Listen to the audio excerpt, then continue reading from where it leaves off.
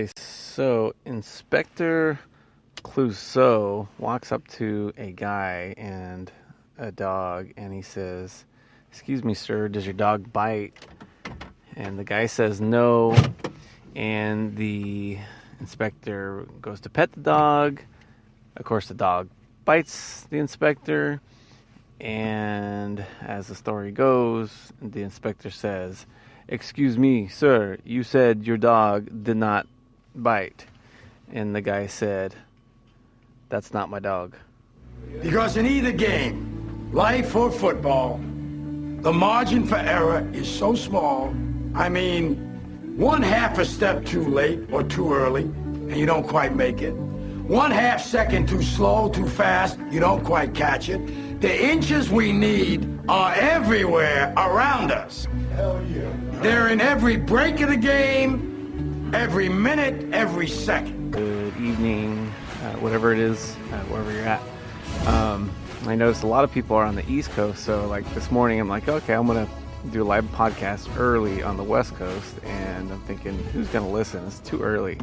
But you kind of forget that the other world is rounding second base already sometimes when we're just crawling out of bed. So it's never in vain as long as you're moving forward.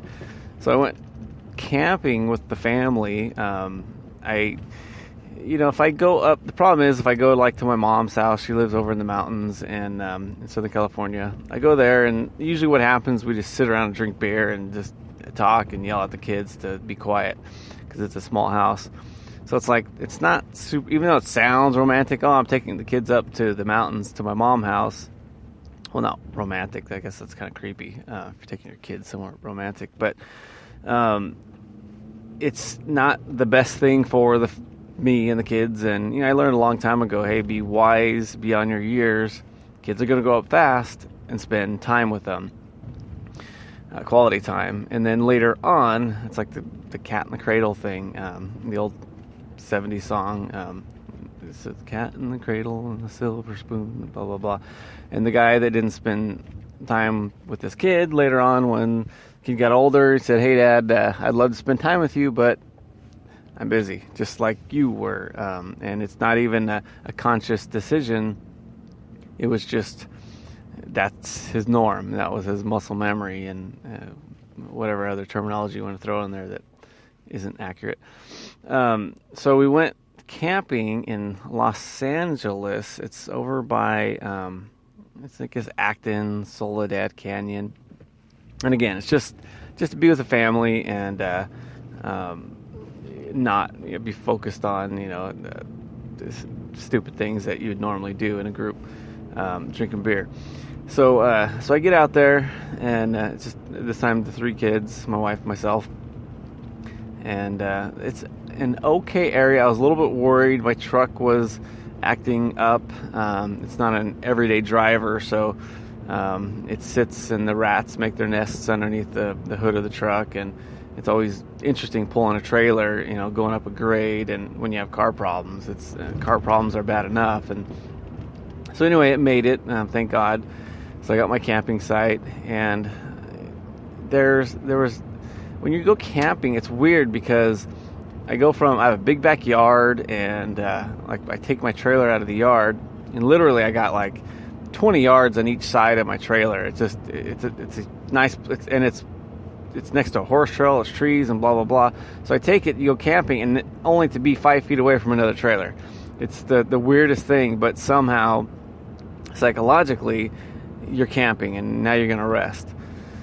So we're there, we do our things, pull out the bikes and this, that, and the other. And the campground behind us, it's a big group, Hispanic, I believe. I'm not going to say Mexican, because I know everybody's going to say, well, what if they're from Guatemala?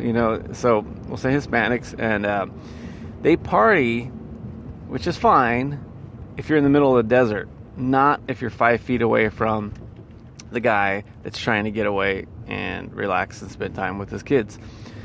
And I'm not talking about partying like you fill in the stereotype here. I'm talking about like At 1 in the morning, the women drink too much, so they start yelling. I mean, they're yelling the whole time, but like screaming.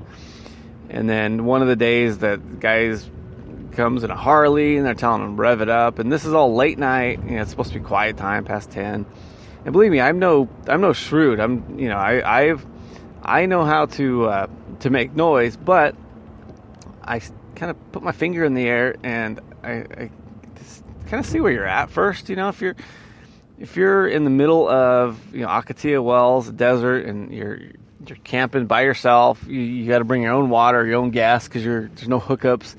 By all means, just go for it. But when you're literally, if the trailers are parked right, if you reached your hand out and they reached their hand out, you could have an awkward moment. And so I'm like, all right, okay, that's fine. But earlier in the day, one of the guy's kids got their toy stuck on my trailer, so I had to get they shoot these stupid neon things in the air and then they float down. But they're doing it next to all these trailers, so they're landing on the trailer. So I don't have a ladder on my trailer. There's a whole story about that. But anyway, so the guy comes to me and his kid wants his toy. This is the party group. So I don't have a ladder, so I literally put my wife on my shoulders, and I grabbed the rope out of my truck and I had her lassoing the toy. And you can imagine that's one of those things that in your mind it works out perfect, but when it's actually the play is ran, it's a lot of just whipping the rope around and trying to knock it around, and me just trying to say, all right, please don't fall, there's people staring at me. Again, the trailers are close to each other, so you do something nice for a guy, and how does he return the favor? It's just them just screaming at the top of their lungs at their friends to rev up their Harley.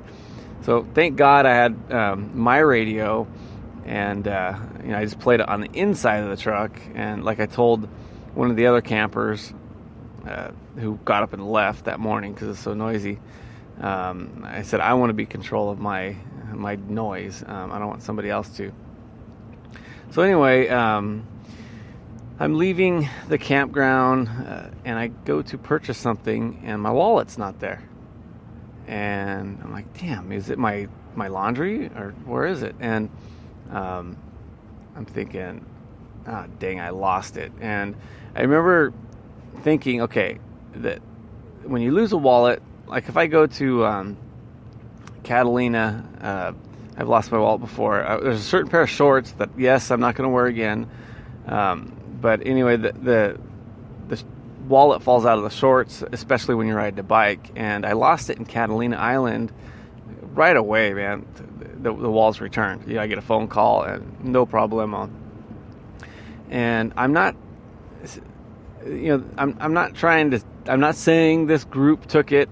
There's plenty of loser white guys running around that have no business walking around. They should all be at work. They're all on disability, and then they're living with their mom and they got issues. I guarantee you that is the what happened to it. But it's like something about it. I just knew I wasn't going to get my wallet back. I had some cash, like $80 cash in there, and it's still a sting. You figure out, damn cash, I'm holding on to it, for something, and now it's not there. And then you gotta go to the stupid DMV, blah blah blah. So I call the campground. Of course, they don't call me back, and I'm thinking about, dang, why is it that I feel like ahead of time I'm not going to get it back? And really quick, what happened to my wallet was like, my wife called me and she said, oh, by the way, somebody went to one of these cash checking places and they got $500. So they not only did they not return my wallet, not return the cash, they helped themselves to $500 through my checking card. Somehow they're able to do it with my driver's license, and they got $500 coming to them, which is ironic because I called the bank while it was pending and said, hey, this is going to be a problem. Can we do something about it? And with our, space age technology, a day later, the transaction went through. somehow you and I could not pull off we could not buy impulse, something from the impulse rack at the 99-cent store with somebody else's ID and credit card, but these guys managed to get cash. And I always say these guys are so smart when it comes to ripping people off, suing their bosses, all this other stuff. It's like, well, if you're so smart, then why can't you apply it to something positive? It's always got to be something negative.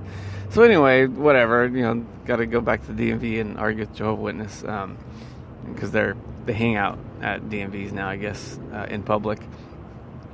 So I was thinking about this place, and it's like, why is it this place that just everything is just a foul? It's not camping; it's camping at this place, and I blame it on being by LA.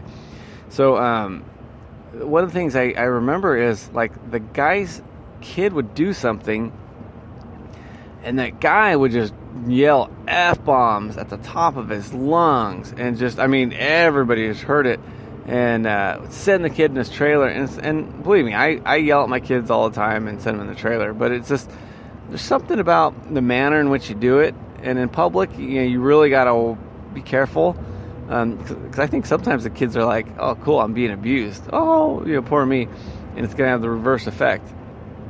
But when the kids do something, I learned something recently, and try to do it in a manner that you're making fun of the kids, but you're not doing it to be mean, you're just teasing them.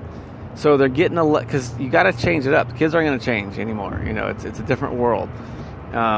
So you could still reprimand the kid, but try to do it in a way that's creative, and it's actually kind of makes them feel stupid a little bit, and it'll make you look good too if you squeeze a good joke in there or something. Tell them one about Inspector Clouseau. But so these kids they're being yelled at, and I'm thinking, okay, that whole environment's just bad, and I think that's what it is. It led me to believe, okay, this wallet ain't coming back. Because believe it or not, most of the time you will get it back if people can. Because people like to do good, believe it or not. They're just afraid to move that muscle. They're afraid to miss out on something. And then I started thinking, oh great, what's in my wallet? And then you start thinking, oh boy, I got to get this card, got to get that card. So in any event, it's just weird how these things, you do certain things, and you attribute these things to losers, and guess what? You're right. So it's just start with, even if it's how you treat your kids, even if they piss you off, believe me, you don't know how annoying kids could be. But in that too is I also love my kids enough and enjoy them enough to where I want to go camping with them instead of just go hanging out with the brothers. So there's something there, and it may even be for selfish reasons that you do all this stuff. So it's just, it's a weird thing. And I guess that thing with, you're yelling at your kids because you're mad. It's a good thing to apply in life and in business. And, let's say, where I'm one of the companies I'm trying to grow, and how I interact with people, I notice some people, when they're accused of something, they're defensive, and to me it's a sign of weakness. And then I thank God I'm lucky enough to finally have learned, if somebody accuses me of something, I'll just own it, because either they're going to believe you or they're not, but usually it's not going to be based on your response, as far as, oh, I didn't do that. If you get defensive. But if you just joke around like, hey, well, you know what happens when you leave it to Beaver, when you bring a project to me or something like that, and it's already done. They're already convinced one way or the other. If they like you, they'll give it the benefit of the doubt. If they don't, they won't. So get people to like you, and then you will get the benefit of the doubt. And it's free. You could do this, to anybody in any situation, and you'd be surprised how your situations start to change when people like you and give you the benefit of the doubt. And I'm not saying go for Mr. Popularity.